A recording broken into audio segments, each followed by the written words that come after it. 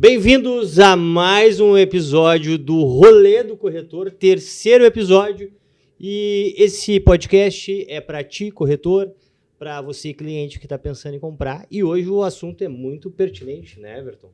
Financiamento bancário. É isso aí. E para falar de financiamento bancário, ninguém melhor, eu posso dizer que não tem ninguém melhor no Brasil do que esse cara que a gente está trazendo. É pesado o negócio aqui hoje, porque o cara manda muito bem, ele é correspondente, palestrante, é um cara fitness, ele tem a jornada do financiamento que é gratuito, tem financiamento pro, ou seja, tem muita coisa, conhecimento absurdo dentro dessa área. Nada melhor de trazer Murilo Arjona, sejam muito bem-vindos! Aê! Obrigado, galera. Obrigado pelo convite primeiro. Dizer que é muito bacana poder estar participando desse podcast, poder estar aqui. Pô, a gente se conhece já presencialmente, porque eu participo de um monte de podcast por aí, São Paulo, o resto do Brasil. E muitas vezes convite que vem de pessoas que a gente não conhece na forma de atuação, então eu estou feliz de estar aqui com vocês, que a gente se conhece do dia a dia, já fez muito negócio juntos. Então, espero poder contribuir, trazer aqui conteúdo para essa galera, para ajudar o pessoal a vender muito mais, para ajudar o cliente que está pensando em comprar. Hoje a gente vai bater esse bate-papo aqui de financiamento, de mercado imobiliário, de uma forma geral. E é isso aí. E nós ficamos felizes, né, Diegão? Porque é o seguinte, ó, um cara que corre o Brasil inteiro palestrando, ensinando, sendo mentor da galera toda, e a gente aprende muito com ele. Ele tá aqui. Meu Deus. Vencemos na vida. Vamos bater um papo. Vamos começar então falando o quê? Cara, faz um overview, uma ideia pra nós do que tá o cenário de mercado, essas regras da caixa que é maluco, que muda o tempo inteiro, e tu é o cara que tem que estar ali no front, né? Sabendo tudo do dia a dia. Taxa de juros. Vamos abrir aqui muita informação pra galera que é corretor, quem é cliente. Prestem bem atenção, porque hoje o conhecimento é gigante. Então, dá uma ideia para nós e vamos fazer esse bate-papo. Beleza, vamos lá. Eu gosto muito de falar de mercado imobiliário, né? Certo. Primeiro, quando eu vou trazer mercado imobiliário, eu gosto de falar que, independente do cenário econômico, a gente sempre vai ter mercado imobiliário. Pelo menos no Brasil. Sim. Tá? Porque no Brasil a gente tem aí um grande problema de déficit habitacional, a gente tem vários programas habitacionais, né? A gente vem desde o programa habitacional Minha Casa Minha Vida, que é para o setor econômico, mas a gente tem outros programas habitacionais, que é o SFH, Sistema Financeiro Habitacional, que vai para imóveis até 1,5 milhão, e a gente tem taxas de juros super atrativas, independente do mercado. Então eu gosto de trazer que mercado imobiliário a gente vai ter, tanto com um cenário favorável ou não. Mas aí é sempre bom a gente entender que o momento que a gente está, se a gente está na parte favorável ou não. E hoje eu posso dizer que a gente está num momento bem bacana do mercado imobiliário, apesar de delicado. Sim. Por quê? A gente está hoje, e a gravação desse podcast aqui em setembro de 2024, na gravação desse podcast a gente está com um cenário onde a gente nunca emprestou tanto quando a gente fala de financiamento. Emprestando, valendo mesmo. Esses 6 primeiros meses do mercado imobiliário, a gente emprestou 36% a mais do que os 6 primeiros meses de 2023. Nossa. Por exemplo, só dentro do Minha Casa Minha Vida foi 50% a mais. Nossa. Então, o que a gente tem esse ano no mercado 2024? Primeiro, começou muito forte contratação, e aí a gente tem dois grandes cenários. Um é o cenário econômico, Minha Casa Minha Vida, e a gente está tendo várias mudanças realmente no Minha Casa Minha Vida, principalmente no imóvel usado. Então eu vou comentar essas mudanças daqui a pouquinho, mas isso aí está refletindo no cuidado que eu falei, na atenção. Quem atua com imóvel usado, quem está pensando em comprar imóvel usado no Minha Casa Minha Vida, tem que ter atenção, porque a gente teve mudança recente, reduzindo aí as cotas de financiamento, que era de 80% para aqui no Sul e no Sudeste, 50%. E tem algum motivo especial? Tem. Polêmico, já começamos com a polêmica. Edição, bota a bomba no meio da mesa aí. Tem. O motivo principal, né, são dois. O primeiro, que, como eu falei antes, contratou demais. O que acontece quando contrata muito? A gente acaba tendo escassez de recursos. Sim. Por quê? Quando a gente fala de Minha Casa Minha Vida, é um dinheiro que vem lá do FGTS. E esse dinheiro, ele não é um dinheiro que é só a gente ir lá e pegar. Não. Ele tem toda uma governança em cima desse dinheiro, e ela é decidida pelo Conselho Curador do FGTS.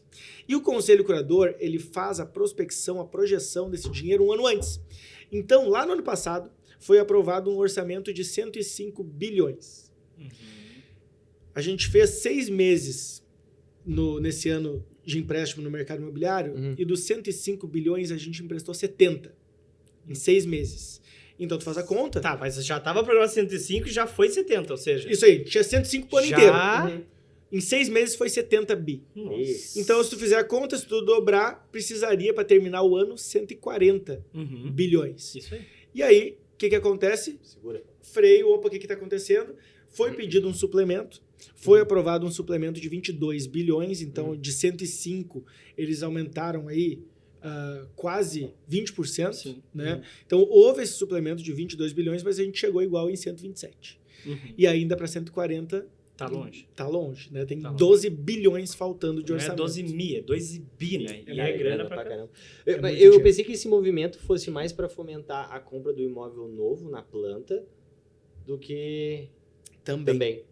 Esse é o segundo ponto. Uhum. O primeiro ponto é, não tem dinheiro para todo mundo. Uhum. Aí quando não tem dinheiro para todo mundo, o que acontece na última reunião do Conselho Curador foi exatamente isso. Bom, se a gente não tem dinheiro para todo mundo, aonde que a gente vai cortar? E aí, quando a gente fala de Conselho Curador da FGTS, é um conselho que vai pegar aquele dinheiro da FGTS e vai destinar.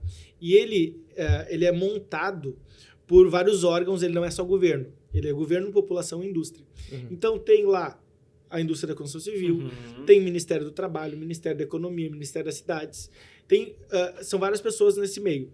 E nesse meio, quando a gente fala de dinheiro do FGTS, que é um dinheiro do Ministério do Trabalho, né, dos trabalhadores, o Conselho Curador ele vem do Ministério do Trabalho, ele sempre vai dar preferência para os setores que geram emprego direto, que é a construção civil. Então, eu sempre brinco, né? Eu atuo muito com imóvel usado. Meu business aqui vem mais usado do que novo, na nossa região aqui. Mas essa é uma briga que a gente nunca vence. Quando, e aí o Conselho ele deixa bem claro isso, enquanto não houver concorrência de recursos, por exemplo, tem dinheiro para todo mundo, o orçamento é 120 bi, a gente vai fazer 110. Cara, toca novo, toca usado. No momento que existe uma concorrência que é, opa, talvez não tenha para todo mundo. O que eles fazem? Eles vão sempre cortar do usado. E aí foi o que aconteceu. Por quê? Porque as construtoras, conforme vem o orçamento, elas se preparam para fazer lançamentos de acordo com os recursos. De acordo com os recursos. Então, o que eles falaram? Ó, a gente tem construtora que começou com projetos, estão com um projeto na esteira para entrar, e se a gente não tiver dinheiro para contratar, o que a gente faz com esses caras? Né? Sim. Então, esse foi o grande motivo das mudanças que a gente tem no imóvel usado Minha Casa Minha Vida, que ficou só para o faixa 3. Eu acho que é importante eu explicar aqui. O que aí o governo fez? Ele separou, beleza, eu tenho que dar uma cortada aqui. Ele pegou faixa 1 e faixa 2, que é a renda hoje até 4.400, faixa 1 e faixa 2, e disse, ó, nesses eu não mexo, eu pego os faixa 3, que é de 4.400 até 8.000 dentro do Minha Casa Minha Vida. Esses aqui foi o que eles reduziram a cota para 50% sul e sudeste, norte, nordeste, centro-oeste, 70%. Por causa da demanda. Por causa da demanda. Por causa da demanda que é muito grande. Ainda mais depois do que a gente teve ocorrido aqui. Acredito que isso aí explodiu, né? Daí aí foi fora da curva, né? Depois do acontecimento, enchente, coisa, tudo. Procura deve ter sido gigante. Mas deixa eu te perguntar uma coisa. Agora tu falando, veio uma pergunta mesmo, uma dúvida. FGTS, ou seja, eu vou lá e pego do FGTS. Só que hoje a gente tem um comportamento um pouco diferente. Que não tem tanta gente contribuindo como talvez tinha no passado o FGTS. Ou seja, não tem tanto recurso. Como é que esses caras fazem de balanço? Essa pergunta é muito boa. Porque entende que hoje, se tu for ver, tem muita galera que hoje a internet ela nos trouxe uma amplitude muito grande de conhecimento. Então, muitos que talvez não empreendiam hoje acabaram, devido à internet, migrando e empreendem. E não estão no CLT, vamos botar assim, que gera o FGTS. Então, por exemplo, eu hoje sou autônomo, eu não gero nada para o governo, a não ser meus impostos do que eu consumo, enfim, tudo. Mas eu não pago INSS, eu não pago essas coisas, entendeu? Então, eu sou um que também não contribuo. Mas também não vou pegar essa fatia, porque a gente sabe que lá a conta não fecha lá do INSS. Mas eu digo assim, isso que acontece, teve uma migração de muita gente que não contribui. E aí, começa a diminuir o recurso. Que aí é onde eu digo que, cara, tem que ter um equilíbrio violento para poder prestar. Esse é um ponto importante. Existe, sim, essa migração do PJ e não o CLT. Então, realmente, tem um movimento de um recurso um pouco mais escasso. Mas, ainda assim, mesmo com esse movimento, esse não é o pior dos cenários, tá? A gente tem coisas que atrapalham mais. Por exemplo, aquele saque de aniversário, saque extraordinário, empréstimo de FGTS. Isso acaba, sim, por consumindo recursos do fundo de garantia. Agora, esse movimento de migração, informalidade, ele reduz um pouco a captação do FGTS, só que a gente tem, às vezes, uma visão que não é bem a visão lá do fundo. Mas só para você ter uma noção, 90% de todo o recurso do fundo de garantia está em 10% das contas. Ou seja, o que fomenta o FGTS muito mais são as grandes contas dos grandes salários e não o pequeno salário. 90% do FGTS está em 10% dos contribuintes. E os 10 outros por cento está com 90% da fatia do bolo. Porque tem muita gente que ganha muito dinheiro no FGTS. Sim. Pessoas com 1 milhão, 500 mil, 800 mil de FGTS e parado, porque não pode usar, porque já tem imóvel e tal. Acaba deixando parado e esse recurso ele é utilizado para os outros. Até porque essa mudança, até complementando de comportamento do sistema, enfim, ali de trabalho, que muitas empresas começaram a pegar prestadores de serviços. Os caras abriram o meizinho e começaram a prestar serviço e não mais CLT. Então, isso aí deixa... Aí o cara tem que pagar e muitos não pagam. Ou seja, essa conta, houve uma mudança muito grande, né? Houve. Mas, em contrapartida, ainda a gente está com... Se pegar os últimos 10 anos, os orçamentos para o Minha Casa Minha Vida, eles vêm crescendo. Então, ainda assim, hoje a conta fecha. Talvez daqui a 5 anos, talvez daqui a 10 anos, seja um problema maior. Mas por enquanto está fechando a conta. Por enquanto, sim. Já os saques extraordinários, isso que eu vejo aí como o maior vilão, talvez, do FGTS. E agora já é uma cultura, ou seja, não tem como tirar. Na verdade, tem projeto de lei para tirar. Tem. E tá para passar. Espero que passe. Vai ajudar. E além disso, o FGTS, esses recursos, eles são investidos. Né? Então, esse próprio dinheiro do FGTS, ele gera mais dinheiro para o próprio FGTS. Esse ano, por exemplo, o FGTS ele distribuiu o maior lucro da história. Então, se vocês pegarem depois de 2017, de 2017 até agora, o FGTS começou a distribuir lucros. Então, tudo que ele gera de recurso, ele devolve para o trabalhador. Se vocês pegarem o extrato do FGTS dos clientes, vai aparecer no final do ano, em dezembro, distribuição de lucros do FGTS. Distribuição de lucros. Não, isso é legal. E aí tu vê, né, cara, como tem coisa e como o mercado imobiliário é extraordinário, né? Porque ele faz toda a roda girar, né? De todos os setores. E claro, né, a questão de financiamento, que é o que a gente também vai falar, é importantíssimo para nós, né? É mais que a gente trabalha aí. Assim, eu gosto de ter uma linha do tempo, né, cara? Porque vocês já começaram aceleradaço. Eu e o Murilo, pô. Assim, eu queria ver, assim, a parte de correspondente, né? Eu tenho alguns clientes que ainda têm dúvidas sobre o correspondente, né? Que a gente indica, o pessoal entra em contato, o cara fica meio, mas o que esse cara faz? O que é exatamente qual esse é a tipo função de trabalho dele? E como ele é remunerado? Tu conseguiria explicar pra gente? Com certeza. Hoje, o que é o correspondente bancário? O correspondente, ele é um braço do banco fora do banco. Né? O correspondente ele é terceirizado, então ele trabalha para o banco. Ele não é o banco, mas ele representa o banco, ele pode representar a marca. Né? Então, ele não representa a Caixa, mas ele representa a marca Caixa Aqui, por exemplo, que é a marca do correspondente, que é Caixa. Tem outros correspondentes de outros bancos também, mas ele representa a marca. E o que ele é? Ele é um terceiro, ele é terceirizado e ele está ali para o banco para prospectar esses clientes. Então, ele é o cara que vai para o mercado, né? Eu vou para o mercado para trazer os clientes. O Everton quer fazer um financiamento. Beleza, eu vou fazer o teu financiamento. Eu trabalho com a Caixa, vai ter fulaninho que trabalha em outro banco, trabalha em outro banco. Meu trabalho é prospectar negócios para dentro do banco e entregar o melhor serviço. Então, a melhor jornada ali do cliente no financiamento dele. Então, porque tu vai fazer do início ao fim, né? Que é onde muitos clientes se pegam, que é a questão de chegar no final, ter que averbar uma escritura, fazer toda essa função burocrática e nem sabe como fazer. Exatamente. Só nem emitir a guia do ITBI. Exatamente. Esse é um segundo serviço até, a gente entrega, e aí vai depender muito do correspondente. Mas, por exemplo, o correspondente, ele é contratado até pelo banco, né? O banco remunera o correspondente até a assinatura do contrato. Após isso, teoricamente, o cliente é responsável pelo registro.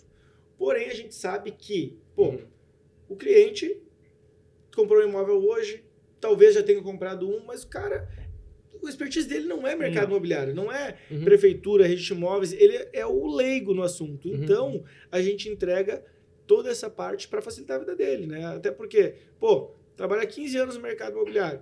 Cara, para a gente fazer uma guia de TBI, para a gente fazer um registro, uma impugnação, resolver é muito mais fácil do que o Sim, cliente imagina. pegar e não vai nem acompanhar a tal do protocolo para ver se impugnou ou não. E aí entra uma coisa que eu quero perguntar que eu gosto dessa parte, cara. Vem o nosso cliente, alô cliente, e ele vai lá e diz, não, eu tenho meu gerente. Maledito. Sim. Murilo, pelo amor de Deus. Aí a gente explica, cara, eu tenho um correspondente da minha confiança que eu vou deixar tu sentar ali, ele vai te sentar no colo direitinho, vai resolver tudo pra ti até o final, até a escritura bonitinho, direitinho no teu nome, que é o que a gente recomenda. Mas ele acha que o gerente vai resolver. Agora vamos falar real aqui. O gerente vai encaminhar para um correspondente, ou ele vai deixar na mesa dele, vai resolver quando dá? Como é que funciona, cara? Depende do banco. Mas, Caixa, por exemplo, o gerente vai encaminhar para o correspondente. Caixa, o correspondente é quem vai atuar com a habitação. Ou seja, vai fazer o que a gente está recomendando. Exatamente. Por quê? Porque o correspondente tem expertise no crédito imobiliário, né? O gerente do banco, ele tem várias atribuições, dentre elas tem o crédito imobiliário ali. Alguns atuam mais, outros atuam menos. Cara, mas via de regra, chegou o cliente na agência, eles vão mandar para o correspondente, porque é muito mais fácil para a agência e muito mais rápido para o cliente. E ele não vai estar na demanda dele fazer isso aí, não. Não vai estar na demanda dele fazer aquilo ali, exatamente. Às vezes, tem gerentes de banco privado que vão fazer o encaminhamento ou vão encaminhar também para o correspondente. O que eu costumo dizer? Vale mais a pena, né, pegar esse cliente que fala assim, vou ver com o meu gerente. Isso. Beleza, ele quer olhar com o gerente dele, tudo certo. Agora, ele vai olhar com o gerente dele, o gerente dele é Itaú. Muitas vezes, o gerente dele pode não dar até a melhor opção para ele. Por quê? Porque o gerente dele é vinculado à agência X, da cidade Y, com as necessidades Z. Sim. Né? E já o corretor, em parceria com o correspondente, vai ver a melhor solução para aquele cara ali. Exatamente. Né? Muitas vezes, ele não está fazendo o melhor negócio lá com o gerente dele. Pode ser que sim? Pode ser que não também. Então, eu aconselho pegar um cara, é igual quando a gente vai falar de mercado imobiliário corretor. Tu, Everton, tu é especialista no bairro X. Aí, o teu cliente vai dizer assim, não, mas o meu primo é corretor de imóveis na Bahia. Cara, não adianta nada. E aí? Compra na Bahia, pô. Exatamente. Vai pra Bahia. Mas aí é que tá legal. Então, você, cliente, olhe pra mim. Eu estou com um especialista, eu e o Diego, que está recomendando, está lhe dizendo, e o corretor também está dizendo, que somos especialistas. Procure o corretor e o corretor vai lhe dar o melhor direcionamento. Quando a gente fala em atendimento, é dar todo o amparo legal numa negociação jurídica e financiamento. Para isso, a gente busca os especialistas para encaminhar a melhor opção, que é o que o Murilo está falando, para o cliente, que é o quê? Cara, olha só, eu vou te cuidar como um todo. Tá aqui o meu correspondente de confiança, porque se tu for no teu gerente, ele vai te largar mais um na mesa e, sei lá, vai te mandar para algum correspondente que talvez não dê atenção como a gente tem um contato próximo e que consegue acelerar, incomodar, mandar o WhatsApp e acelerar para o nosso cliente. Relacionamento. O relacionamento, ele conta tudo, cara. Ele vai resolver as coisas, entendeu? É isso aí. Então, assim, aproveitando isso, tá? Se o cara tem um relacionamento com o banco, tá? Quando chega o financiamento para ti, normalmente a Caixa, nas minhas experiências, tem a melhor taxa de juros. Mas, dependendo do relacionamento que ele tem com o banco, pode melhorar, e um outro banco, enfim. Bacana. Cara, depende muito da época. Tá? Depende muito da época. Hoje, a taxa Selic do jeito que tá, a gente tá hoje na gravação aqui 10,5, ninguém bate a Caixa. Não Ninguém tem. bate, né? Não Nem tem. um bom relacionamento no banco. Pode ter o melhor. O personalité do Itaú, por exemplo. 10,39. Caixa, 9,79. Tem uma taxa lá customizada que a gente tem 8,99. Tipo assim, cara, nada vai... Hoje... Nada bate. Nada bate. Mas, por exemplo, nem sempre foi uma verdade absoluta. Lá na pandemia... Obrigado, Diego. Lá na pandemia, a gente tinha, por exemplo, o Itaú oferecendo 6,99, enquanto a Caixa estava com 7,5. Então, depende do cenário, mas normalmente, quando a gente tem taxas de juros médias, que é a maior parte do tempo, altas, que a gente está agora, a gente vai ter a Caixa sempre fazendo um papel de puxar a régua para baixo. A Caixa ela tem um papel no governo para isso, né? Ela sempre vem com a menor taxa e os outros bancos vão seguindo. Se ela subir, fudeu. Os bancos vão subir também. Então, quando a taxa é muito baixa, que foi lá durante a pandemia, que foi muito, muito baixo, a Caixa ela não reduziu mais, porque ela já tem uma rentabilidade pequena. Sim. Porque ela está sempre abaixo das outras. Ela acaba tendo, claro, um ganho bem menor que os outros, porque ela está sempre abaixo. Sim. Então, por isso ela não conseguiu... exatamente, haja recurso. Então, por isso que ela, durante a pandemia, não rolou. 7,5 foi o mínimo, que já era barato. Mas teve banco oferecendo ainda menos. Então, assim, respondendo a pergunta. Sim. Hoje a Caixa é melhor do que qualquer banco na questão de taxa de juros. Mas, muitas vezes, tu falou de relacionamento, tem cliente, por exemplo, que no banco dele, ele não vai ter a melhor taxa, mas, pô, o cara já é correntista, o cara já tá lá no banco, o cara, personalité no Itaú. Porque se ele for migrar, por exemplo, para a Caixa, ele vai ter que criar um relacionamento com o banco. Então, tem 2 detalhes aqui. Primeiro, se vai aprovar, né? Porque o relacionamento conta muito com uma aprovação de crédito. Se o score dele for bom, o rating dele for bom, o cara é um bom pagador, normalmente vai aprovar. Mas existe casos em que a pessoa não tem relacionamento e acaba não aprovando na Caixa. E às vezes o cara tem relacionamento no banco dele e aprova. Então, às vezes, ele também vai conseguir só pelo banco dele, pelo fato dele já ter esse relacionamento. Sim. Então, uma dica também que eu dou é tenha relacionamento com o banco.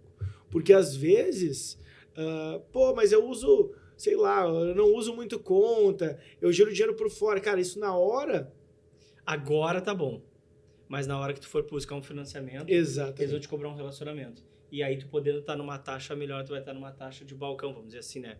Bruscamente falando, tu vai estar numa taxa mais alta. Então o relacionamento hoje, para quem quer buscar um imóvel, pelo que eu tô entendendo, cara, vai mantendo o relacionamento, vai fazendo essa questão, até porque lá na frente, quando tu for trocar, quando tu for querer adquirir um outro imóvel, vai ser benefício. Exatamente. E a gente fala de uma jornada de compra, a jornada de compra do imóvel, ela é longa, né? Tem estudos que mostram aí que é 13 meses, eu acho que é isso, né? 13, 14 meses, que o cara, desde do momento que ele decide que vai comprar imóvel, até ele comprar, claro, tem gente que é antes, tem gente que é depois, mas, pô, se a gente tem uma jornada de compra longa, eu costumo dizer, cara, se tu pode criar um relacionamento, vou fazer um financiamento com a Caixa em breve, vou começar a olhar, cara, já pode abrir a conta. Claro. Porque, às vezes, 90 dias de relacionamento faz diferença no negócio. Faz, né? Então, diferença no sentido de não estou aprovado para estou aprovado. Caraca. Então, se a pessoa pretende tomar um crédito ano que vem, esse ano não, porque isso, aquilo, aquele outro, mas, já cara, 2025 eu vou comprar um imóvel. Cara, abre a conta hoje. E já vai fazendo um relacionamentinho. Exatamente. Ali, acabou um produtinho, alguma coisa, um segurinho que é baratinho. Vai fazendo alguma coisinha ali. Que tu vai ter, cara, quando tu precisar, vai estar na mão. Pô, isso é legal. E aí, falando eu vou fazer aquela pergunta que eu gosto muito. Qual? Olha só. A maioria dos nossos clientes acabam falando, né? Tu sabe que tem uma guerra, esse negócio aí. Todo mundo pensa, né? Cara, eu vou pagar 3, 4 imóveis quando eu vou financiar, não quero financiamento, quero pagar à vista. Primeiro que a gente nem deixa pagar à vista. Porque, assim, um bom corretor, ele vai evitar que tu pegue uma casa de 1 milhão e pague 1 milhão. Mas por que, Everton? Eu quero pagar, eu quero dormir tranquilo no travesseiro, não quero ter dívida. Mas, meu querido, o teu dinheiro investido, rentabilizando e pagando uma parcela que a taxa de juros é menor, é a alavancagem de grana. Então, a gente entende disso, por isso que a gente orienta bem o cliente. Mas o que eu quero falar é o seguinte, quando a maioria das pessoas falam, eu vou pagar 3, 4 imóvel, aí tu me corrige se eu estiver errado, a média do brasileiro é quitação de financiamento de 7 a 10 anos. Ele faz a quitação ou ele faz um upgrade. Então, ele acaba colocando esse imóvel no negócio, dando quitação. Então, ele faz uma movimentação. É muito difícil um brasileiro, eu não vi, talvez tu não tenha visto, o Diego acho que não viu, ninguém pagar 30 anos de financiamento e pagar 4 imóveis. Não acontece isso, pelo menos eu não conheço. Então, quando a gente fala em usar o financiamento, é um modo de alavancar, vai pagar uma taxa de juros, mas entenda, e aí eu quero que tu me fale, o cara não vai pagar 3, 4 imóveis porque não chega até lá. Exatamente. Correto? Corretíssimo, corretíssimo. Bom, tem algumas comparações que eu gosto de fazer para responder essa dúvida e quebrar essa objeção. Essa é uma objeção que o brasileiro tem muito. Acontece muito, né? Muito, porque querendo ou não, no Brasil, quando a gente compara com outros países, a gente tem uma taxa de juros que é mais alta. A gente fala dos Estados Unidos, os caras tinham taxa de 2%, 3% ao ano. Agora está um pouco mais, está 5% ao ano. Mas comparado ao nosso. Que a gente está com 10% aqui. Sim. Então, o brasileiro acha, os juros no Brasil são abusivos, porque os juros não sei o quê. E aí acaba que existe isso de, vou pagar 3 imóveis, vou pagar 4 imóveis. Mas eu tenho alguns comparativos que eu gosto de trazer. O primeiro é, tu vai pagar 3 imóveis, e normalmente dá 3, tá? Na praia está dando 3. 4 não chega, mas 3 pode chegar. Mas isso, se tu financiar e se tu quitar em 30 anos. Então, eu gosto de fazer a seguinte dinâmica. Primeiro, pensar a idade que tu vai ter daqui a 30 anos. Né? Então, eu gosto, daqui a 30 anos eu vou ter X anos, vai ser 2054. O Diego estaria com 85, por exemplo. Tá legal. Não, e a cara já É judiado. Tá com filtro. E aí? Bom, e aí a gente tá falando de 30 anos, faz a conta 2054. Então eu gosto de fazer alguns comparativos. O primeiro, isso não costuma ocorrer realmente, quitação ali varia entre 7, às vezes vai até 12 anos, mas depende da região do Brasil, mas é mais ou menos isso aí. Uma média bota de 9 anos aí na quitação. Então, se a gente tá falando de 9 anos, cara, é muito antes dos 3 imóveis. Mas, beleza. Se por um acaso ficasse pagando 30 anos e esse cara pagar 3 imóveis. Tem um dado que eu acho importante, que é um dado da Abrainc, Associação Brasileira de Incorporadoras. Ela fala o seguinte, ela fala que durante 30 anos, um imóvel tende a valorizar, segundo a série histórica, entre 7 a 9 vezes. Então começa pelo seguinte. Primeiro, se tu pagar 3 anos, ainda assim valeria a pena, porque tu vai ter 7 a 9 vezes o valor do imóvel. Então, paguei 200 mil financiado hoje. Eu vou pagar 600. Vai, mas teu imóvel vai valer quase 2 milhões, porque daqui a 30 anos. Quanto custava um imóvel 30 anos atrás? Primeiro que era outra moeda. Exato. Não sei nem dizer. Mas, cara, coisa de louco. Aí, tem um outro ponto que eu gosto bastante, que é o seguinte. A gente tem que pensar no dinheiro, no tempo. Por quê? Quanto que vai valer daqui a 30 anos 600 mil reais? Pegou 200 hoje. Daqui a 30 anos eu vou pagar 600.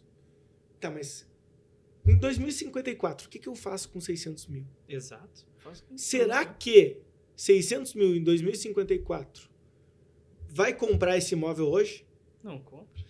E aí, é bem isso. Eu falo assim, cara, pensa então o contrário.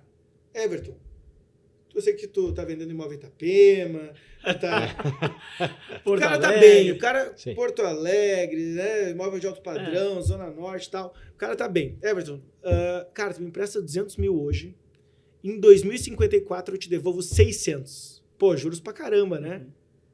Bora? Aí é ruim, né? Cara, quem é que vai querer esperar 30 anos pra... Caixa. A Caixa. Caixa, manda o Pix. Exatamente. Cara, ninguém faria esse negócio. Sim. Se tu perguntar pro teu cliente, olha só, não, beleza. Então tu me dá 200, eu te devolvo 600. 3 vezes. É bastante juros, né, em 30 anos. O cara vai falar assim, nossa, mas não vale a pena esse negócio. Pô, 30 anos pra ganhar 3 vezes? Sim. Cara, é pouco. E aí você mostra, mas o financiamento, por que no financiamento é muito?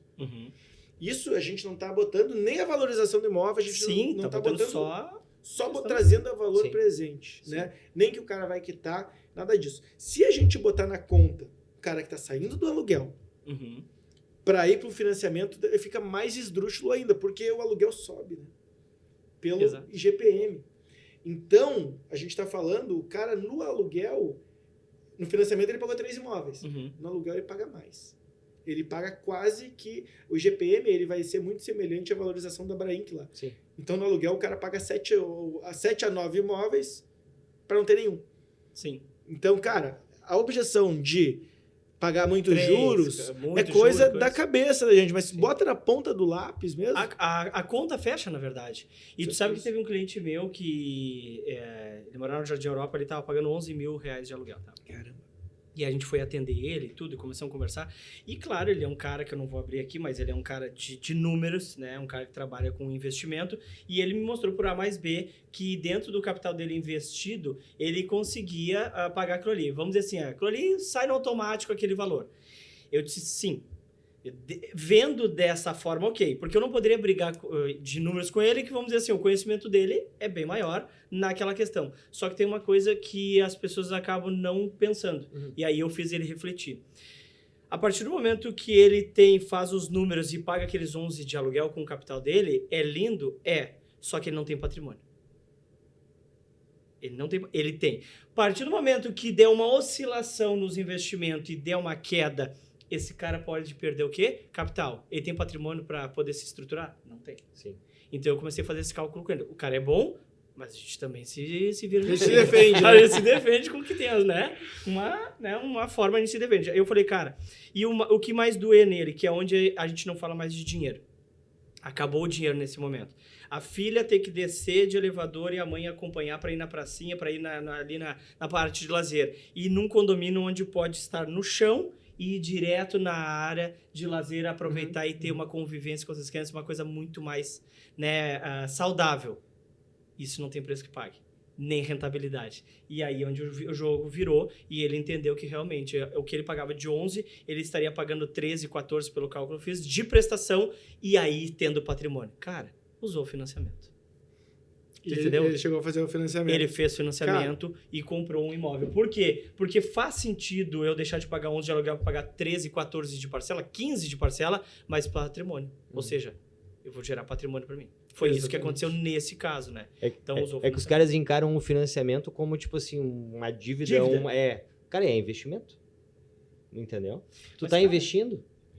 Não é dívida, aí que tá. Duas coisas que a gente sempre fala de consórcio e financiamento são alavancagem. Tu usa o dinheiro de terceiros para comprar um bem e pagar uma taxa de juros menor. Exato. Tu entende? Se tu tiver um capital investido, a taxa de juros a taxa de ganho, tu paga a taxa de juros tranquilamente, entendeu? Exato. Então, é um cálculo que tem que ser feito. A gente tem que ensinar, porque os clientes muitas vezes não fazem, não adianta. É verdade. É uma dívida. Eu vou arrumar uma dívida para mim, não é dívida. É que o pessoal não coloca, primeiro, a rentabilidade do próprio imóvel, né? Porque o imóvel vai ter uma rentabilidade aí, claro, vai depender de ano a ano, mas a gente pode falar aí pelo menos em 6% ao ano, se a gente botar um prazo, né, de 10 anos, por exemplo. Sim. Às vezes até mais, né? No Brasil, dependendo da região, muito mais. Então, o cara que troca o aluguel pelo financiamento, mesmo que o financiamento, a parcela seja mais cara, ele está ganhando dinheiro todo ano, ele está fazendo alavancagem de patrimônio, enquanto a dívida dele está descendo. Não faz sentido nenhum. Cara, eu sou adepto a isso. Ah, mas eu vou pegar meu dinheiro, vou deixar investido e vou pagar aluguel. Cara, eu falo o seguinte, então faz diferente. Pega 20% do teu dinheiro, deixa 80% investido e faz o financiamento. Tu vai ter dois investimentos. O investimento lá com 80% do teu capital e o outro com o financiamento que tu só deu os 20% de entrada. Tu investe 2 vezes. Que aí é onde entra muitas coisas que a gente vê, o Thiago Rico já falou, o próprio Marçal já falou. Cara, vai ali, dá 20%, faz o financiamento, deixa o capital. Esse capital tu vai pegar e deixar guardadinho. Pega esse imóvel financiado, aluga ele e o próprio inquilino paga o teu imóvel. Cara, puta merda, velho. Isso aí o Nigro falou agora, né? Porque há 5 anos atrás ele não defendia. Ele não defendia, O mercado imobiliário, ele mudou muito depois da pandemia. Né? Ele mudou muito, muito, muito depois da pandemia. Muito pela exposição da gente, né? De corretor, de a galera do mercado imobiliário, de incorporadores. Cara, eu vejo muito esse movimento. E aí de grandes players também. A gente pega Ricardo Martins, a gente pega esses caras grandes no digital aparecendo, mostrando da profissão do corretor de imóveis, mostrando a importância dos lares. E a gente só conseguiu chegar próximo desses players, por exemplo, do mercado financeiro, por causa dessa exposição. Hoje os caras não batem mais de frente. Hoje o mercado financeiro está botando uma grana dentro do próprio mercado imobiliário. Para vocês terem uma noção, o SBPE, que a gente falou do Minha Casa Minha Vida, né? Que é o econômico. Quando a gente fala de SBPE, que daí são imóveis sai de fora dos 350 do programa Minha Casa Minha Vida, ou rendas acima de R$8.000, o dinheiro do SBPE vem principalmente de poupança, mas desde o ano passado, a poupança não é mais a maior fonte de recursos do SBPE. Outros fundos de renda fixa são LCIs, por exemplo, CRIs e LIG, que são operações do mercado financeiro. O que eles fazem? Eles captam dinheiro nessas operações e emprestam dentro do mercado imobiliário. Ou seja, o mercado financeiro coloca dinheiro dentro do mercado imobiliário porque eles conseguem ter rentabilidade com isso. Sim. Ou seja, cara, esses caras eles deixaram de brigar com o mercado imobiliário e eles estão investindo no mercado imobiliário. Porque vê a potência que é o mercado imobiliário, cara. No Brasil, cara, a gente está falando aí de um país com déficit habitacional de 8 milhões de habitantes, gente precisando de imóvel, um país que ainda está muito aquém em construção. Do que a parte de construção, ser. né? Cara, a gente está falando de R$1 trilhão investido nos próximos 10 anos para a gente conseguir chegar num déficit habitacional zerado. Imagina. Isso aí, cara, R$1 trilhão é muito dinheiro. É muito dinheiro. E eu vejo, tu sabe que eu vi até uma vez o Roberto Justus falando, que eu admiro ele muito, ele falando nessa questão também, que ele acabou se envolvendo com algumas coisas. A questão do mercado imobiliário todo mundo, um momento, vai participar. E aí ele falando também como a construção civil ela é atrasada, ela é aqui no Brasil, porque tem hoje tecnologias muito mais inovadoras que aceleram a construção, que não leva 3, 4, 5 anos para construir um prédio, e os caras não usam porque tem ainda aquele, sabe, aquele negócio antigo, não, tem que ser tijolo, tem que ser cimento, e hoje a gente vê uma mudança de vários setores que os caras vêm inovando, vem trazendo uma... A própria Santa Catarina eu vejo lá, cara, o que move lá em Itapema é a construção civil. Lá, entendeu? Tudo que vem ali de recurso vem da construção civil. Então, os caras hoje estão inovando, a tecnologia é outra, o acabamento é outro, tu entra nos imóveis, hoje que o hall de entrada, ele é totalmente no luxo com música clássica tocando, cara, no hall de entrada. Entendeu? Alto luxo e com um valor que não, aqui seria mais caro, então é maluco. Sim. Então é muito legal a evolução que vem tendo, mas falta muita coisa ainda. Mas muita coisa ainda. Bom, eu sou engenheiro civil, né? Então, assim, eu posso falar um pouquinho de construção. E realmente, eu vou te dizer que eu me formei, vai fazer quase 10 anos, e a evolução que a gente teve de forma construtiva nos últimos 10 anos, cara, é pífia perto das outras evoluções que a gente teve em outros mercados. Quando a gente fala mercados aí de marketing, evoluiu pra caramba. Sim. Mercado de...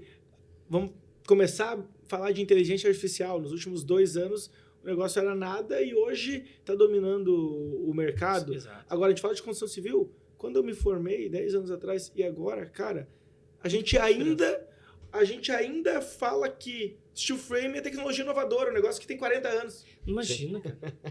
Cara, não E tem cara estudando sentido. agora, É verdade. Tem cara estudando agora dizendo, boy, isso aqui é o que vai... Isso cara, aqui vai já mudar. foi.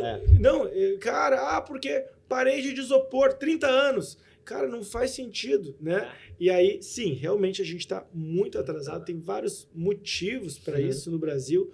Um deles é que a nossa mão de obra, ela está encarecendo, mas ela ainda era barata. Né? Agora ela está ficando mais cara.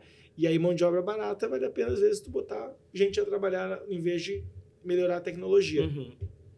País, por exemplo, com as melhores tecnologias em construção civil é Israel. É Israel, né? Caraca. Porra. Israel, hoje, é tecnologia de ponta na construção civil. Por quê? Mão de obra cara, os caras sendo bombardeados o tempo todo. Então, por exemplo, Israel, o plano diretor das cidades exige que tu não pode ficar a menos de não sei quantos metros, acho que é 200 metros, de um bunker, por exemplo. Então, os prédios são obrigados a construir bunkers. Então, tu imagina o preço da construção civil louco, cara. em Israel. Tá Aí, louco. o que acontece? Cara, a construção civil tem que se adequar. E os caras criaram novas tecnologias para conseguir ter essa demanda aí da conta. Exatamente. Então, e a gente aqui vive num país ainda em desenvolvimento, né? Então, é muito precário mesmo a construção civil. E o próprio financiamento, eu costumo dizer que ele é um motor da construção civil. Eu tive um evento agora, que é o ABCIP Summit. A ABCIP é a Associação Brasileira de Crédito Imobiliário e Poupança. E muito do que a gente falava lá estavam diretores de bancos, presidentes de banco, todos os bancos, Itaú, Santander, Bradesco, Caixa, todos os diretores estavam lá, painéis, e uma galera da construção civil. Sebic, Abrainc. E o que se falava como a gente vai conseguir mais funding, né? Mais dinheiro para conseguir melhorar a construção civil no país. O tema do momento foi isso aí. É esse. Como a gente vai conseguir injetar dinheiro na construção civil através dos empréstimos, né? E muito se veio disso da questão da poupança, né? Que está reduzindo o recurso de poupança. Então, por isso que o mercado financeiro agora, ele é a menina dos olhos dos bancos e vice-versa. Cara, é um namoro que tá rolando assim, ó. Tá rolando legal. O mercado financeiro quer botar dinheiro na construção civil, a construção civil tá com pouco dinheiro na poupança, que sempre foi. A poupança Forte. tinha 70% do dinheiro da construção civil era poupança. Hoje em dia, menos de 35%. E tu mais ou menos deve ter uma ideia por que a gente não deixa mais na poupança. Cara, Teve alguns episódios inteligência aí. financeira. É óbvio também. que é o conhecimento que hoje a gente tem, e não é pouco, e que mostra, cara, eu tenho uma cliente agora, eu vendi uma casa pra ela disse, eu deixo meu dinheiro na poupança porque ela tem, ela não sabe se vai deixar no CDI, no CDB, não sei o que, não, isso aí é meio confuso, que depois eu vou ter que declarar imposto de renda, deixa quieto na poupança. Mas por quê? A cabeça um pouco mais retraída, assim, tipo, cara, eu sempre fiz assim, deixa eu fazer assim. Assim como ela, tem muitas pessoas ainda, mas muitas pessoas que tinham essa ideia, essa percepção, já não tem mais, já realocaram em outros lugares. Tanto que fundo imobiliário, qualquer outro investimento, entendeu? Diferente do tradicional que é a poupança. Aí cai o recurso. Mas esse namoro aí vai dar certo, porque também, né, cara, tem que... Quando não tá dando lado, tem que realocar, né? Exatamente. A palavra é exatamente essa. É fazer uma realocação. Eles estão fazendo uma reestruturação, eles chamam, do crédito imobiliário. Tanto que o nome do evento até mudou. O ABCIP Summit, o slogan é o crédito além da poupança. Tipo assim, e se não tiver poupança, né? Porque a poupança sempre foi a grande motriz do crédito imobiliário no mercado imobiliário. Sempre foi. E que nem eu falei, cara, a gente caiu de patamar de 70% para 35% sendo a poupança que está emprestando lá. E aí, cara, é muito dinheiro a menos dentro desse mercado.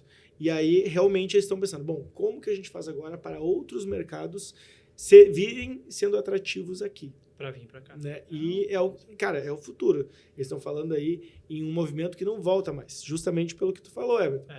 Cara, inteligência financeira. Pô, se o cara pode fazer uma aplicação que vai render 0,8, 0,9, por que ela vai botar na poupança que rende 0,6? Não, desvaloriza, acaba desvalorizando, né?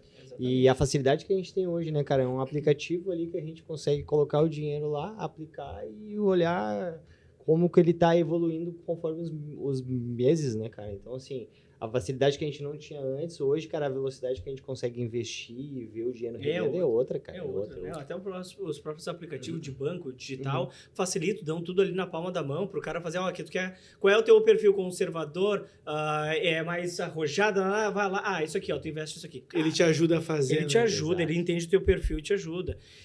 Quer mandar uma pergunta? Cara, eu abri uma caixinha de perguntas, né? E aí veio algumas, né, cara? Então, assim, eu tenho uma pergunta que ela é bem pertinente e, cara, a gente pega muito cliente assim também, tá? O cara, ele não era um cara formal, né? Ele começou a ganhar uma grana ali, pá, beleza, rendeu. Só que ele não tem como formalizar isso, quer comprar casa agora. E aí, o que tu indica? Né? Qual é o próximo passo? Cara, é fazer um imposto de renda, é esperar um pouquinho mais e ir ali na frente, ou com movimentação bancária, tipo os 3 meses ali de extrato, cara, vai rolar, tu consegue comprovar? Bom, boa pergunta pertinente, muito boa, muito boa. O que eu costumo dizer nesse tipo de cliente? Vai depender muito de alguns fatores. Primeiro, aonde ele vai tomar esse crédito. Quando a gente fala de caixa, renda informal tem alguns limitadores. Então, o cara não declarou imposto, o cara não tem empresa no nome, o cara é autônomo total, não declarou nada, só movimenta a conta. Esse cara na caixa, provavelmente ele tem dificuldades dependendo do valor que ele quer tomar de crédito. Sim. Se for um Minha Casa Minha Vida faixa 1, né, o cara quer tomar um crédito de 150, 140 mil, às vezes a gente consegue.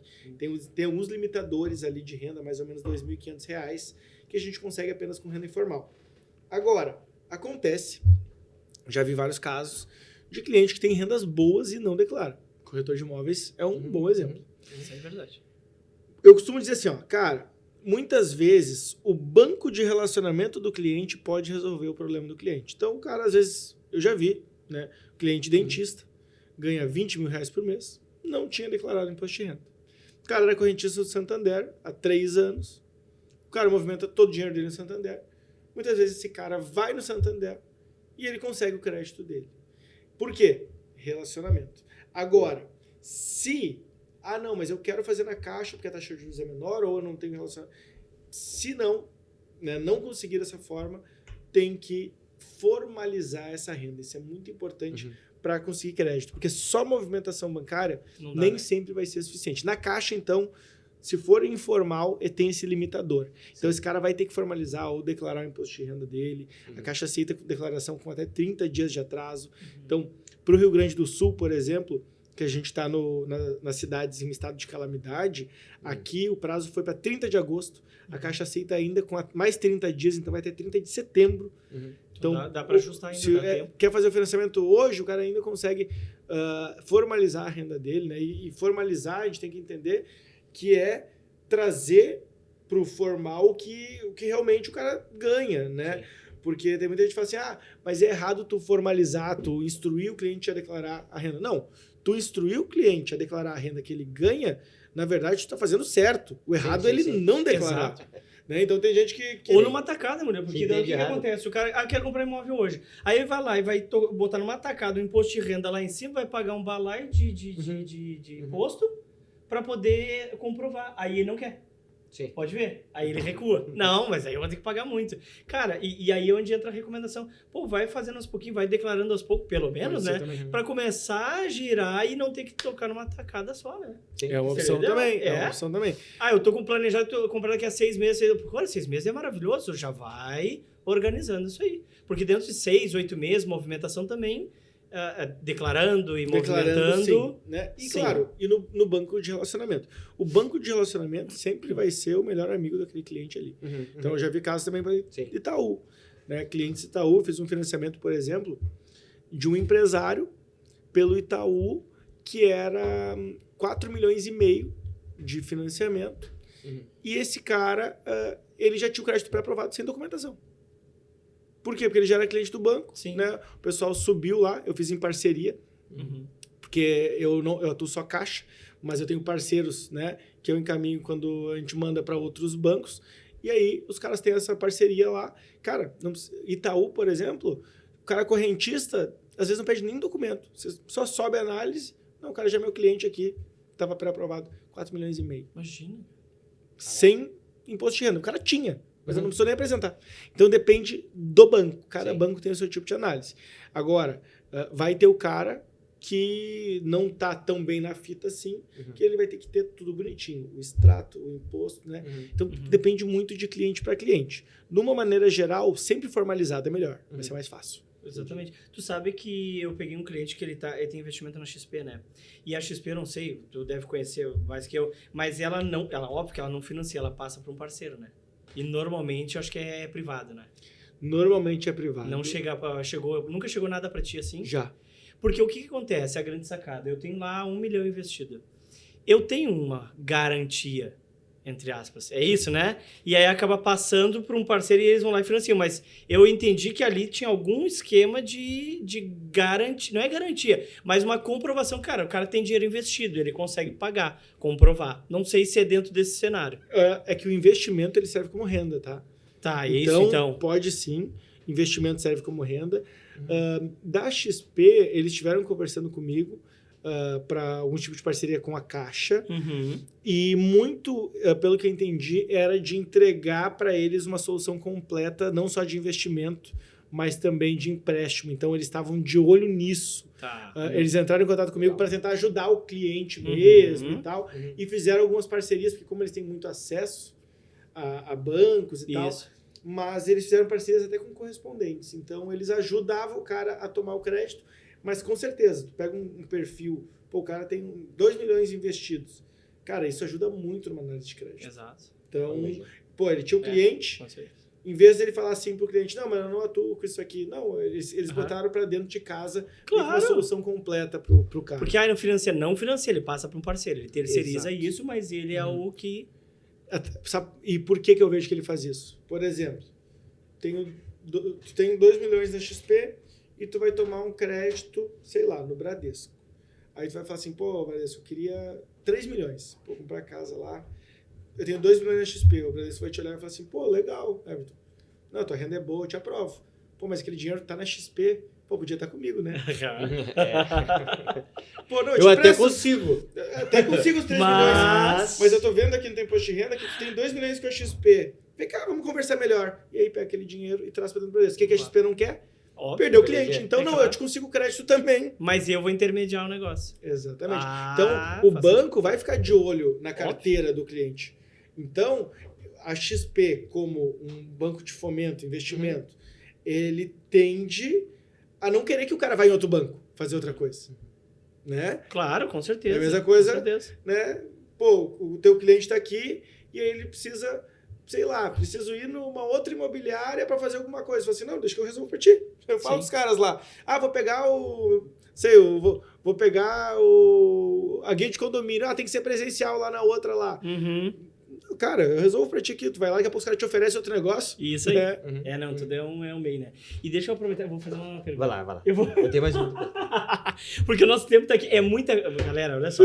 É muita coisa dentro do financiamento imobiliário. É muita. A gente vai tentar dar Cara, só algumas pitadinhas aqui, porque é muita coisa. Mas uma coisa que muitos perguntam, e a gente agora direcionando literalmente para o cliente, porque nós, corretores, a gente tem que buscar, e principalmente com o Murilo. O Murilo é um cara que ele hoje é um cara mentora, ensina, tem os cursos, né? Tem o pago, tem o gratuito, tem muita informação direto no Instagram dele. Então depois a gente vai deixar o Instagram aqui do Murilo para seguir, para que a gente tenha conhecimento para passar para o nosso cliente. E muitas vezes, dentro desse conhecimento, o que mais bate, eu acho que tu já... perguntava pra ti 1 milhão de vezes. Cara, a diferença de saque, price. Porque eu recebi uma vez, e foi contigo que eu conversei, a minha cliente, não, eu não quero a price, nem pensar disso. Por quê? Porque minha cunhada disse que não é bom. Mas quem é tua cunhada na fila do pão, cara, se eu tenho um Murilo, pelo amor de Deus? Então me diz, basicamente, para nós entender e jogar na cabecinha das pessoas um pouquinho dessa diferença, que eu acho que isso é legal. Essa pergunta é muito boa, e eu costumo dizer que é óbvio, assim, não existe uma resposta concreta para essa é melhor, essa é pior, mas eu costumo dizer que as duas, elas podem ser tão boas uma quanto a outra. Elas têm uma grande diferença, a tabela SAC e a tabela price, que é a forma como a dívida vai reduzir. Uma reduz mais rápido, a outra reduz mais lento. Vai ser mais ou menos isso. E a parcela. Uma desce a parcela, outra é fixa. Qual que é... Se a gente for fazer um resumão assim das duas, qual que é melhor para qual tipo de cliente? Basicamente, a tabela SAC ela começa maior e ela vai descendo aos poucos. Então, quando a gente vai falar um crédito de R$200 mil, por exemplo, um exemplo, na SAC vai ser 2 mil, na Price a parcela vai ser 1.500. Então, qual que é melhor? Bom, primeiro, eu costumo dizer o seguinte, se o cara só cabe no bolso dele a Price é melhor para ele, acabou. Por causa da parcela que é menor. A parcela é menor. Tá. E aí, quando a gente fala de, às vezes, no Brasil, hoje o cara ganha 5 mil.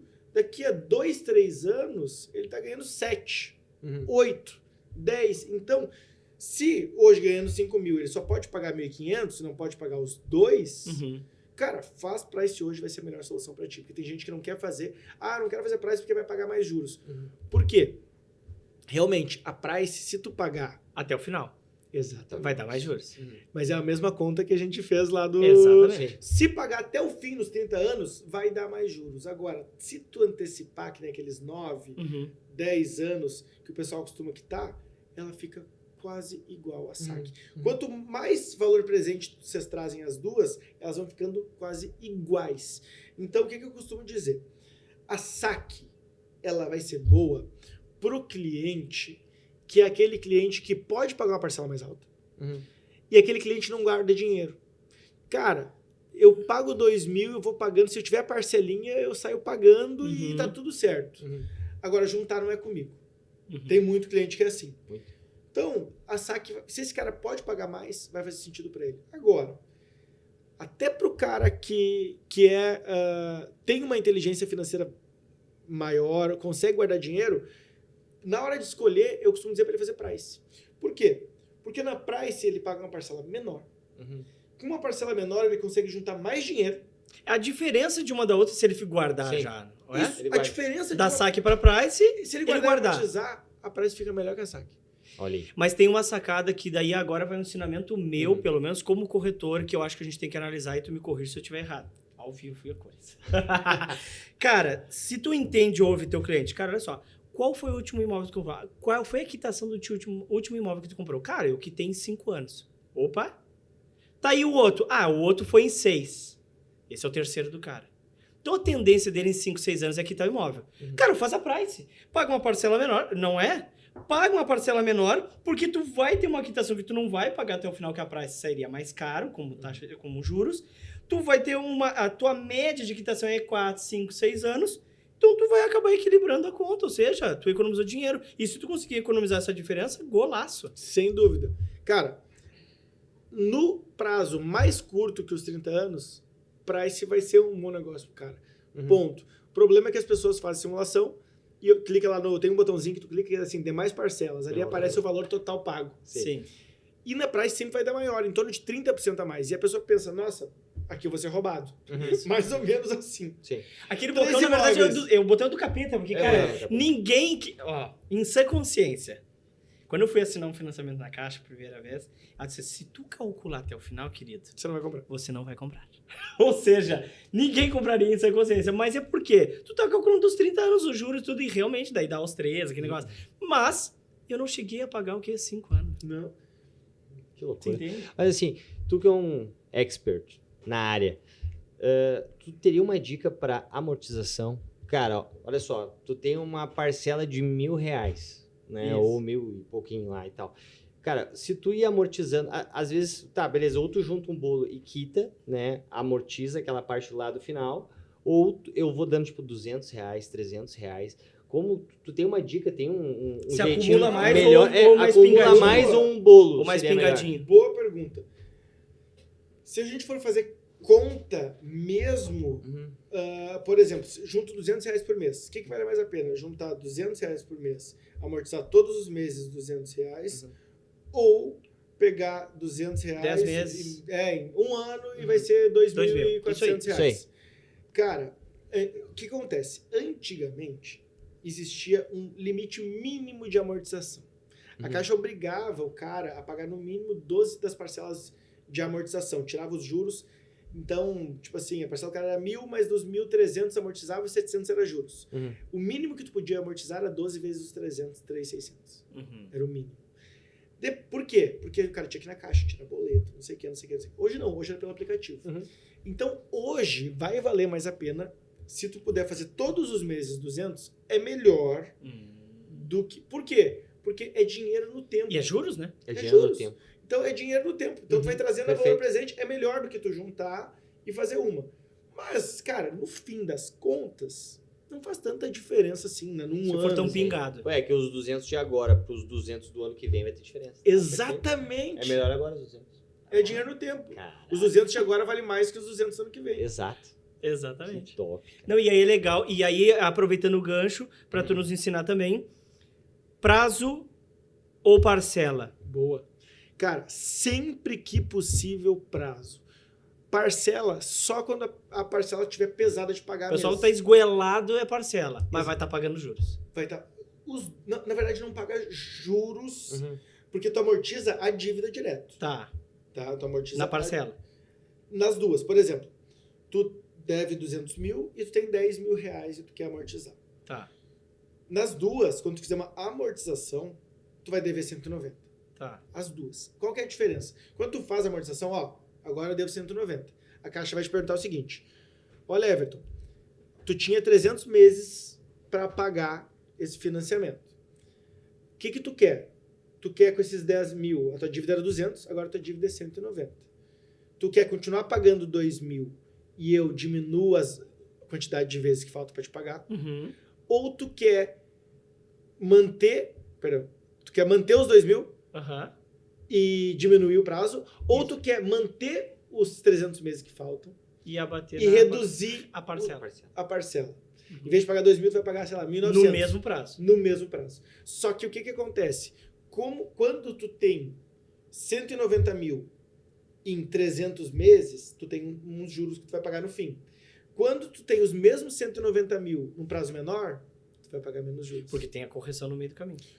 Exatamente, porque é sempre dinheiro no tempo. Então, se tu conseguir diminuir o prazo, tu vai ganhar mais ainda do que só aqueles 10 mil. Exatamente. Os 10 mil tu deu ali, reduziu tua dívida, não vai pagar juros sobre isso. Só que numa opção tu vai pagar em ainda 30 anos e na outra tu vai pagar em, sei lá, 25 anos. É isso aí. Claro, tu pode ir sempre amortizando na parcela, tem gente que faz isso e também quita antes, que é o seguinte, tu dá 10 agora, 20 depois, 30, quando tu vê a tua dívida tá tão pequena, 30, e tu tem ainda 20 anos para pagar, mas tu vai lá com 30 e tu quita e acabou. Sim. Então, tem como tu quitar antes, amortizando só na parcela também.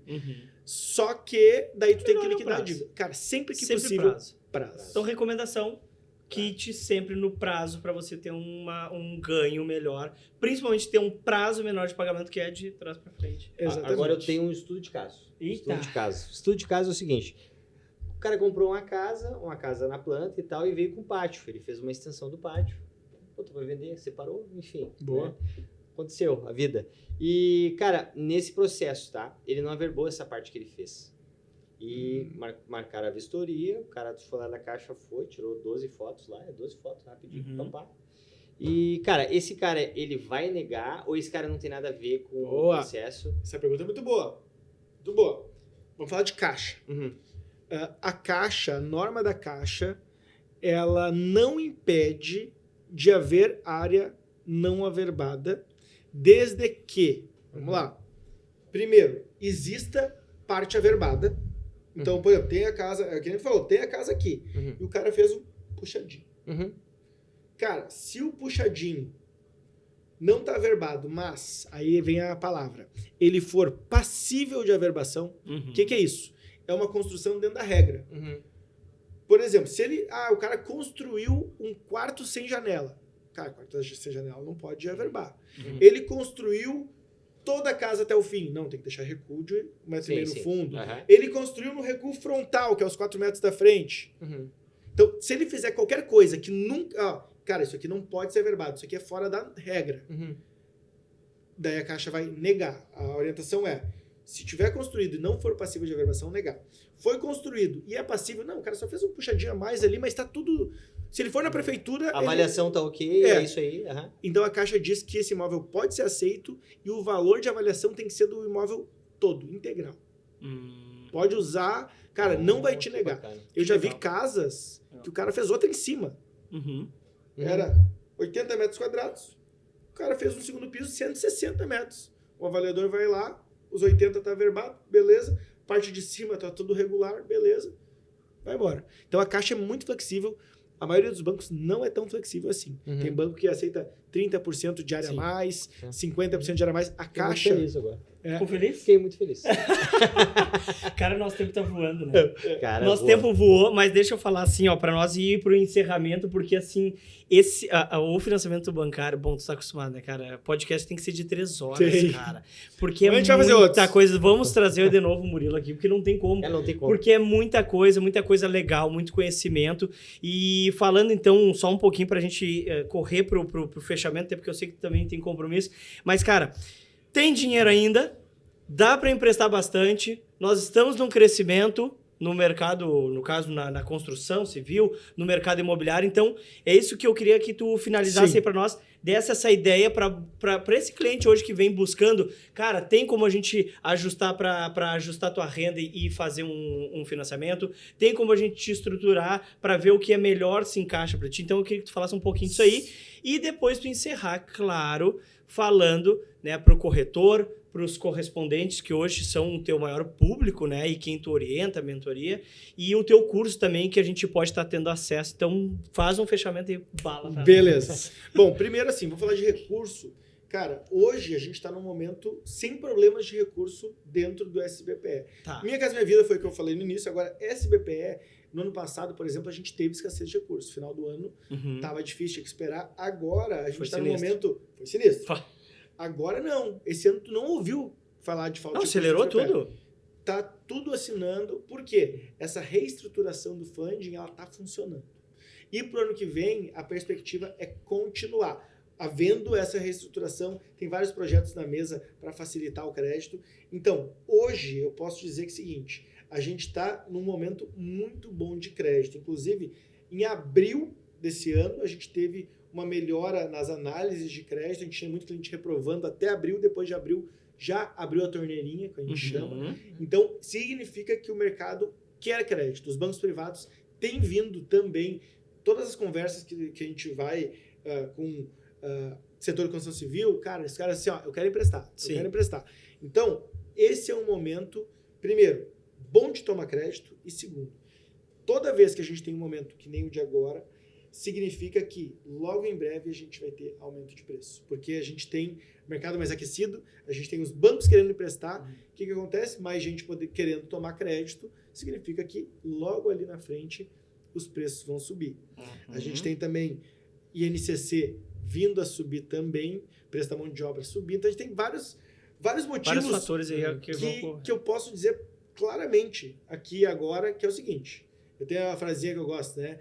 Que hoje é o segundo melhor momento para comprar um imóvel. Eu gosto disso aí, o melhor momento foi ontem, né? E o pior é amanhã. E, cara, mais do que nunca isso é uma verdade. Pode ter certeza. Pega o imóvel, e a taxa de juros também. E a taxa de juros agora, ela não tem nem previsão de queda. Não, mas aí é que tá, as pessoas dizem, mas eu vou esperar um pouco. Eu lembro que eu já conversei contigo várias vezes. Cara, não, faz agora, porque depois não sabe. Se tu vai, a taxa vai estar menor, mas o imóvel, querido, vai aumentar. Então não faz isso, é hoje. Não faz sentido esperar, primeiro, baixar imóvel, porque não baixa. Que tu faz uns memes muito top, né, cara? Eu faço uns memes. É o Pablo Escobar aqui, assim, esperando o imóvel. Agora, porra, não vai baixar. Nunca vai baixar. Cara, e seguinte, eu faço um desafio pra galera. Eu falo, cara, tira um print do imóvel hoje, espera daqui a um ano, vai estar mais caro. E se, claro, um imóvel semelhante, né? Se for Santa Catarina, ferrou, te fez. Entendeu? Mas porque fulano tem um imóvel e não vende, cara, tá no preço errado. Né? Tá no lugar errado, tá no... Cara, mercado imobiliário não tem milagre. Quem quer vender, vende, o preço é esse e vai subir. Ponto. Né? Então, o que eu posso dizer para essa galera é: comprem hoje. De fato, não importa quanto tu tá assistindo esse podcast, já tá atrasado. Exatamente, podia ter comprado ontem. Isso aí. Né? E para finalizar, agora, né? A gente está em setembro, se o pessoal estiver assistindo por agora, eu vou lançar, só para vocês entenderem. Eu tenho um evento que é a Jornada do Financiamento Imobiliário, é um evento que eu faço, ele é gratuito. Esses vão ser 4 dias onde eu vou entregar estratégia de como vender mais através de financiamento, vou entregar cenário de mercado, vou entregar estratégia de uso de FGTS, estratégia, assim, tudo que a pessoa precisa saber, né, sendo corretor ou correspondente bancário. Hoje são meus maiores públicos, né? 80% corretor, 20% correspondente bancário. Tudo que essa galera precisa saber no evento gratuito de 4 dias ao fim. Eu abro aí a minha comunidade, que é o Financiamento Pro, que daí é um curso fechado, mais de 200 horas de aula ao vivo todo mês, webinário 2 vezes por mês, uma comunidade com tira dúvidas 24 horas. Então, assim, mais de 2.000 alunos no Brasil. É o maior curso comunidade do Brasil hoje em crédito, que eu abro sempre ao fim da jornada do financiamento. Quem tiver oportunidade nesse podcast aí, por favor. Com certeza. É o meu convidado. E o Instagram? Vocês dois. O Instagram, @MuriloArjona. Pode seguir. Cara que vem fazendo à frente no Brasil, porque, cara, eu não sei, ou eu não tô na internet, ou não acompanho, mas o Murilo hoje vem fazendo um trabalho totalmente diferenciado. Já participei de lives e vou dizer assim, ó, forma simples de explicar, vá lá no Flipchart, coisa, e explica, cara, não tem como não entender, só que uma coisa eu digo de coração, velho, vai ajudar a vender mais, porque conhecimento vende, e conhecimento traz segurança, e a gente só compra imóvel com quem a gente confia e vê segurança. Portanto, segue o homem, vem pra live dele, vem pros cursos, né, Diegão? É isso aí, nós cara. estamos ligados. Óbvio. E tu assistiu até agora, cara, no mínimo que tu tem que dar é um like, se inscrever no canal no Rolê do Corretor, porque esse conteúdo aqui deveria ser pago. Mas bem pago. E trazer um cara desse calibre aqui, pelo amor de Deus. Nós vamos botar só 30 segundos, depois o resto vamos mandar pagar. Né? É isso aí, boa. É só mostra grátis. Vou chamar. Só uns cortezinhos. Muito obrigado mais uma vez, Murilo. Grande, cara, Muito tu é um cara obrigado, muito gigante. obrigado. Obrigado pela Tamo tua junto, sempre gurizada. simpatia, gentileza, conhecimento de transbordar pra essa galera. Cara, conteúdo gratuito desse, pelo amor de Deus, só no rolê do corretor. Não, Tamo junto, vamos Diegão. botar o Pix aqui Vamos embaixo. pra cima. Vou botar o Pix Mas, embaixo. não, bota o Pix aí que tá valendo. Até, QR Code na tela aí o agora. pessoal da edição tá querendo fazer um financiamento bancário nessa hora. Vamos pra cima. Vambora, fechou? Valeu, até a próxima. Tamo junto. Aê! É, muito bom.